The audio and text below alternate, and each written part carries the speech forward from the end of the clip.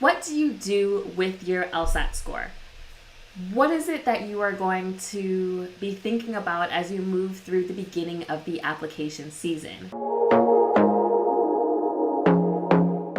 For those of you who are new, my name is Sydney Montgomery. I am the CEO of Montgomery Admissions Consulting, and I specialize in working with first-generation and minority applicants. Some of you may have taken the August LSAT.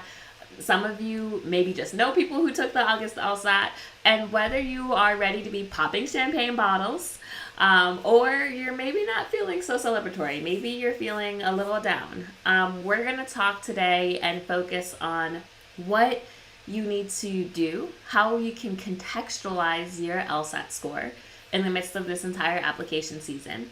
We will also be talking about how you can make a plan for October and November. And we are going to be talking about how you just generally go about working towards maximizing your law school applications now that applications for most schools are open. Not every school is open. Some schools open September 15th, some schools open October 1, but there are a great number of schools that are already open. So we are going to be touching on all of that. So first, let me know in the comments, let me know where you are, if you're applying this cycle, if you're applying next cycle. Did you just take the August LSAT? Did you get your scores back? Are you registered for October? All sorts of things, right? If you didn't register for October, there's also November, and we're going to be talking about that timeline. But first, I want to just touch base with you on your August scores. How should you be feeling about this? What do you do? Now, there is an entire range of emotions when it comes to the LSAT exam. And it's interesting because everyone's emotions is also, they're very personal to their own journey and where they're trying to go. So I have students that have called me being like, yes, I got a 162. And I have students that have called me being like, oh my God, I got a 162, right? Those are two very valid emotions for what it is that you are trying to do and where you're trying to further your goal. Now, the first thing I will tell you is that you are more than your LSAT score, all right? Your LSAT score is an important metric, but it is not the only thing that is going to get you in or keep you out of the law school that you are hoping to go to. I'll tell you that every single year, law school deans routinely deny students with incredibly high LSAT scores, I'm talking 176, 177, 180, because the rest of their application is not in order. They don't have strong essays. Their essays did not adequately convey why they wanted to go to school, what area of law they wanted to practice, why law school was the next logical step on their journey. And sometimes their personal statements just aren't personal enough. That's really important. You want them to get to know who you are, your character, your values, your beliefs. You want to show them through narration. You want to show them through stories and anecdotes. You want to make sure that it's centered on yourself. And if you don't do these things, even if you get a really high LSAT score, you might not be very happy with how your applications end up this cycle or in any cycle. You know, I tell students, you are more than a number. You are the sum of your experiences. Your application is like a puzzle. If you've been listening to me, you know this puzzle analogy by now, right? You are like a puzzle, and each one of the pieces of your application have to fit together. They can't overlap too much. They can't also be too disparate, right? This can't be a picture of a horse and this a picture of the Pentagon, because they're just not going to come together unless it's a horse in front of a Pentagon. But honestly, mostly not going to come together, right? And so you want to make sure that you're looking at your application package from a holistic standpoint. Now, on the other side, I have had students who have not scored as high as, they had hoped to on the LSAT still be very successful. Every law school has a range. Even Harvard Law School has a range, okay? There's people at Harvard Law School that have a 157, a 158. Is it common? No. Does it happen? Every single year, right? Because you are more than just a number. If they only wanted to accept numbers, they literally would just replace all of those salaries with computers. I'm telling you, the law schools would love to do that. It would save everyone so much money. But they don't want to, right? Because they're not just looking for a computer to say, okay, they've got this 4.0, this 170, great, let them in. Because they might be a terrible human. Or they might be someone that isn't going to be a good classmate, isn't going to contribute to the law school community. They might be someone who doesn't really know if they want to go to law school or not. Or they're not able to convince admissions that they want to go to law school. Or they just feel like they might drop out, right? It doesn't matter if you have a 180 and a 4.0. If you're like directionless, if you don't seem to have any purpose or drive or understanding of where you're going, they're not going to want you in their school. They want alumni who are, well, they want you to graduate first off. They want you to become alumni. Because 1L retention rate is very important to them. And they want you to do something. They want you to make an impact in the world, okay? And so those are things that really do require you to be able to showcase all of who you are to admissions. And if you're not able to do that, your score is not going to mean as much to them. Now, the LSAT is, as it states, one of the best predictors of your 1L curriculum. I mean, I don't have data that actually refutes that. However, I can say that it might be one of the best, but maybe we need better metrics. Because if it's one of the best, but it's still not that great, I don't know. It's just one score. I have so many friends that went to Princeton with me, friends that are incredibly brilliant who were not able to do well on the LSAT. Does it mean that they weren't smart? Does it mean that they couldn't be a good attorney? Absolutely not. One of my friends, she went to Princeton with me. She just really couldn't, get her score as she wanted it to be, right? And so she started off at one school, crushed it. I mean, really crushed it. 3.9 GPA, like, honestly, crushed it. Did way better in law school than I did. Transferred, and she's now at a much higher ranked school. But her worth and her intellect didn't change that much in 1 year, right? It's just about the metrics that the school wants to let in. She was always capable of doing the work at that higher ranked school or at any school, honestly. She's hardworking, she's smart.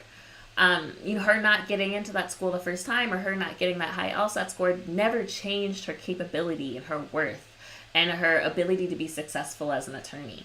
Just changed which schools let her in and where her degree is coming from.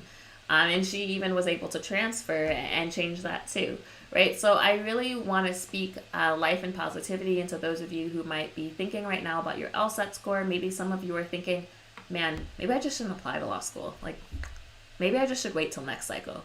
Maybe I can't do this. Maybe I'm not smart enough. None of those things are true unless you let them be true. If you tell yourself that, if you believe that, I mean, we are what we say we are. Right? So if you say I'm no good, if you say I can't do this, if you say I'm never going to be an attorney, I should just give up, then that's what you are. But if you say, you know what, this is a test, one test, honestly, a test that could be improved. This is just one snapshot of who I am at that moment. I won't even say who I am as a person. At that moment, because I know some of you have had the experience of taking practice tests and being in a certain score range and then taking the LSAT and being like, what the heck happened? That's just how you tested on that day. So there's a few different things. As we move into that second point, what can you do if you're thinking about taking October or November? The first thing is don't give up. It's just one score. And you should not let one score define your entire future. I mean, how crazy is that? You're going to let one score define the rest, like the next 20 to 30 years of your life? You're not going to do that. You're not going to do that because you're a smart person. And you're a determined person. And you know that you're called for greatness. So please do not let one score dictate the next 30 years of your life. Because when you put it like that, it sounds a little crazy. Yeah? You are so much bigger than this. I also don't want you to let one school dictate the next 30 years of your life. Okay? Because the reality is some of us may not ever score where we want to score. All right, I didn't get a 170. I don't know that I would have. If I had tried harder, maybe not. I'm not sure. I tried very hard. Got a 169, and we ran with it. right? But for some of you, your score range is going to be your score range because there are other outside factors, right? There's you're working, or you have family, or you have health issues. There's so many things that are playing into, it's not just, a vacuum, a perfect environment where all you have to do is study for the LSAT. There's life, like real life happens as well. People get married, people get pregnant, people die. There's so many things that you're dealing with. So if your score range perhaps will not move to where you want it to, then the next question is, am I okay with schools in this range? It doesn't mean that I can't apply to reach schools. You absolutely can. But do I like some regional schools that are within that score range as well? And let me tell you, rankings are not everything, okay? Actually, they're really just a grain of salt. Because there are so many fantastic schools that are lower ranked, but have incredible employment statistics and metrics. Or if you're in a certain geographic area, that law school might produce most of the judges in that area. I mean, listen, in the Montgomery County Bar, there were a lot of people who went to University of Baltimore. Shout out UB, right? But maybe people aren't thinking, oh, University of Baltimore, that's the place to be. I don't think people are out here thinking that. But when you look at their employment score, when you look at the fact that there are so many judges on the bench who went there, I mean, hey, that's you did it. You became a judge, right? And they're so happy in their careers and they're able to make changes and impact lives. I mean, I want you to focus on impact. I want you to focus on career aspirations because this is professional school. Yes, it's important where you go to school. Yes, you want to make sure that you're maximizing your career opportunities. You want to also make sure you're maximizing scholarships. And for some of you, that's going to mean taking your scores and going to a place where you're higher up on the median so that you can get that full ride or that stipend or whatever it needs to be in order to set your family up for its financial success in the future and the long term, right? There are so many things. There's no one size fits all about how to do law school, how to have your legal career. But I just want to let you know that not even the school you go to dictates your success. I mean, listen, the president, did not go to a T14. And he's the president. So, I'm just going to leave that there. Think about it. Take that. But if you are thinking, okay, yeah, you're right, Sydney, I'm not giving up. How do I prepare myself for October and November? Figure out where your weaknesses are. So for some of you, you may have been saying, listen, I've been practice testing in this area. I have been killing it. 170, 171, and then I took the LSAT and it was a 158. What happened? I want to ask you a few questions. When you took your practice tests, did you take them at the same time? Did you have the same breakfast, the same socks, the same chair? Your body has its own internal fight or flight. The autonomic nervous system it's a very interesting thing. And so you might be telling yourself, okay, I'm not nervous, I'm not nervous, I'm not nervous. But then you are in a new environment, your body's not used to it. Now there's this weird guy on the proctor screen, and all of a sudden you're like, feeling a little nervous. Don't be nervous, but you're feeling nervous. How can we combat that? By having routine. By telling your body, okay, this is the exact same thing I did last weekend, the weekend before, the weekend before, the weekend before, the weekend before. It's boring. It's routine. It's nothing new. It's nothing special. Don't get brand new emotions for the same old situation, right? So I want you to really try to practice that consistency. The other thing, and I'll make sure I put the link below, is that if you are someone that really does struggle with test anxiety and nervousness, I really, really, really recommend the Mindfulness for Academic Achievement course. It is $17, y'all. You have heard me talk about it before. It's made by my friend Grantley Neely. Love Grantley out there in Nashville, Tennessee. Shout out to Nashville. It's $17 and it will actually really make an impact on your LSAT studying. I have had students tell me, okay, I started to take the test, I started to get nervous, but then I just implemented the things from that mindfulness course. I just started, using the tricks and the strategies and the tools that the course had taught me, and I immediately felt calmer. I was able to regain my composure. I was able to refocus on this section. Listen, if y'all don't have this course and you are out here dealing with test anxiety, you are sleeping. You're sleeping because this is the best $17 you're going to spend. Listen. So I'll put the link below. but do something. And then maybe it's not that course, maybe it's Headspace. Headspace has a free app, or Calm, or Insight Timer. There are so many opportunities for mindfulness. You can also listen to my podcast, Mindful Prayers for Students. We just released season 2. I'm really, really excited about it. And it's honestly, it's fantastic when you start to have mindfulness be a part of your day or your week. It really just recenters you. And even if you're dealing with the same life stressors, even if your circumstances externally have not changed, internally, the way that you respond to them, especially in test situations, is just going to be so different. You're going to have this calm, this peace that comes over you. And people are going to be like, what are you taking, and can I have some? And you're going to be like, yes, it's mindfulness and you can have some. So I want you to be thinking that. And if some of you have been using, maybe you've been using a test book or Khan Academy or whatever you've been using to study, and that's why you're not as happy with your score, you have time either between now and October and now in November to change that up. Try Lsat Demon. You pay by the month. So, even if you have 1 month, you can really take advantage of that. And, Lsat Demon has the live version, which I love, because you have basically unlimited classes every single day. I mean, there's a limit, but you could not take as many classes as they offer every single day.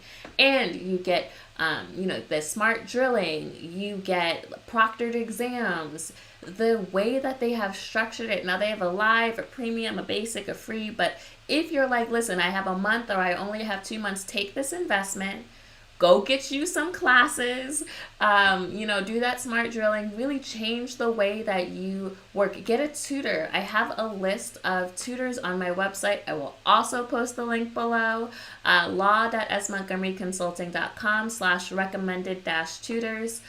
Shout out to Mina and Jasmine and Jake. There are so many fantastic tutors on that site. They're all culturally competent. They're all affordable. I'll say that again. They're all affordable. All right. So get help, right? Look at what you've been doing. Say, okay, maybe it hasn't been working so well. Let me change that. There are so many opportunities for you to master this exam. For you to really make a difference between now and October and now in November. Now, you guys know a couple weeks ago I did that video, is the October LSAT too late? And what did I say? I said it was not too late. Wasn't. But maybe you're listening to this and you're like, okay, but I didn't sign up for October. So now I'm taking November. Is November too late? No. November is not too late, but I want November to be your last sitting, okay? I don't want you to take January. Now, we will talk as we get later about the January LSAT. There are some very specific situations in which the January LSAT's okay. But I don't want any of you going into it with that mindset. I don't want anyone planning to take January. Okay, November is like last call. Last call for the LSAT exam. November, all right? Your scores will come out November 24th, which I think is the Tuesday before Thanksgiving. The October scores, by the way, come out October 23rd. So if you take the October exam, I want to see your application submitted by October 30th. If you take the November exam, listen. Before you sit down with your turkey and your cranberry sauce and your mashed potatoes and all of the goodness that comes with Thanksgiving, I want you to hit submit. You get no turkey if you don't hit submit, okay? Your scores come out on November 24th. There's no reason why your application should not be literally locked, ready, and loaded, just waiting for you to put in an LSAT score to hit submit. So you must hit submit before your turkey dinner, okay? So it is okay if you end up having to take November. I just don't like it when people plan to take their first testing in November because it doesn't give you a lot of room to retest. Right, and then we start getting into a kind of precarious situation. But you can take the LSAT. I mean, there's nothing that says you have to take the LSAT more than once. I took the LSAT one time, okay? One time. Took it, got my score, hit submit, we were done. You absolutely, even if November is your first time taking it, I want you to prep the hell out of the LSAT between now and November, okay? I just want you to crush it. I need you to be on your game. This is not the time for you to be like, oh, I don't want to invest in. Listen, you have between now and November. Invest. Get a good course, get a good tutor, lock it down. Make sure you're giving me at least 3 hours a day, if not more. Be taking those practice tests. I want you to know what your score range is. We're not playing games anymore, okay? Game time is over. Real time. All right. So if you are just starting to study and you are just starting to study for the November test, like, this is your job right now. It's like gonna be like a busy couple months because you also have to do your application essays and you can't do them in a weekend. Someone said that they were given the advice to just do their essays in a weekend and I almost passed out just on the floor. No, it's still gonna take about 2 months to get your essays together. Okay. So I need you to get it together for November so that you take that November test, you get your score, you hit submit before turkey dinner, and you will still be in a good position, all right? So we got this. We are in this. I'm with y'all in application season, all right? Like, this is game time. But we can be successful. You can still get your applications out early in the cycle, but you need to not play games, all right? You need to have a really good timeline for your essays. You need to make sure that you know how it is that you are writing your personal statement, your diversity statement, your optional essays. Are you getting help? We just launched expedited boot camps. All right, y'all, we launched the expedited boot camps. The boot camps will start in September. They'll end at the end of October. You'll still get your applications in by the 30th. If you are taking the October LSAT, we're going to launch another set of expedited boot camps right after that. All right, we are out here working for you to help make sure that you are doing what you need. And y'all, I'm teaching the expedited boot camps, all right? So, like, this is me and you. And, like, our cohort of peoples. Or you can work with me in private consulting. But whatever it is that you need to do, or you can take that asynchronous. I've got a personal statement course that has a 4, 8, and 12-week timeline. Listen, we don't got that 12 weeks. But you got the 4-week and the 8-week timeline. I need you to get on a timeline. I need you to make a schedule. I need you to know my personal statement will be done by this date. My diversity statement will be done by this date. I need you to get serious about the situation. I need you to know what your LSAT plan is, all right? We're not playing any games. If you haven't taken a diagnostic exam, I need you to do that immediately after this. Like, immediately. Email me. Tell me what your diagnostic score is. I want to know, all right? Like, I need you to, like, be thinking, like, this is for the rest of my life. The next 30 years of my life are going to be determined by what I do in the next 2 to 3 months. I'm going to say it again. The next 30 years of my life are going to be determined by what I do in the next 2 to 3 months. It's game time, yeah? Now, speaking of things that you can continue to do to make sure that you are maximizing the next 2 to 3 months, which are going to change your life is about to be changed from the next 2 to 3 months, okay? 7 months from now, when I'm talking to you, you're going to be a different person. You're going to have different outcomes. You're going to have a different path, all right? This is the life-changing moment. This right here is the moment when your life changes. So I need y'all to be with me on this. And I need you, to be focused on this. You are wonderfully and magnificently made, and that you're going to be great. So, to recap, we talked about contextualizing your LSAT score. That you are more than a number. That you are not going to let one number dictate the next 30 years of your life. You're not going to let one school dictate the next 30 years of your life. And that there's steps that you can take to change the trajectory of even your LSAT score. We talked about how to prepare for October and November. We talked about the Mindfulness for Academic Achievement course. We talked about Headspace and Calm, my Mindful Prayers for Students podcast. Like I said, that just went into season 2. How can you infuse mindfulness into your LSAT studying and practice? We also talked about maybe switching up your test prep methods. I told you about LSAT Demon and their live course. I love LSAT Demon. I love Ben and Nathan. They're really great. We talked about culturally competent and affordable tutors. I have a list of tutors on my website, law.smontgomeryconsulting.com/recommended tutors. I also love test masters and I like, law school labs. So there's a couple of different options on my website as well. And then we talked about how you can maximize your applications. Now that application season is open, applications are open, you need a plan. The next 2 to 3 months are going to determine the rest of your legal career. Not to put any pressure, but you have this beautiful opportunity to really think about what is going to make for a fantastic professional career for you. Not about rankings or prestige, it's about relationship building. It's about where are you going to be uplifted so that you can thrive, so that you can become the attorney that you need to be. And that could be from a wide range of schools. So I want you to be making a plan with your essays. I want you to be making a plan with your LSAT. Like I said, we are enrolling expedited boot camps right now. And there are other ways to work with me. I have that asynchronous personal statement course. I have some hourly consulting, some private consulting. So reach out if you need help. I love to also give 50% off to the personal statement course for LSAC fee waiver students. So that's something that you can take advantage of as well. So guys, I believe in you. I am excited for you. I'm excited for your legal career. I'm excited for all the good that you're going to do. Please reach out to me if you need anything. If this was helpful to you, I always say share a video with your friend, share the podcast, make sure you like and subscribe to this channel, make sure you rate and review the podcast. Let's just continue to spread positivity and encouragement, and I'm always here for you on your journey. So I will see you guys next week, and I will be praying for you always.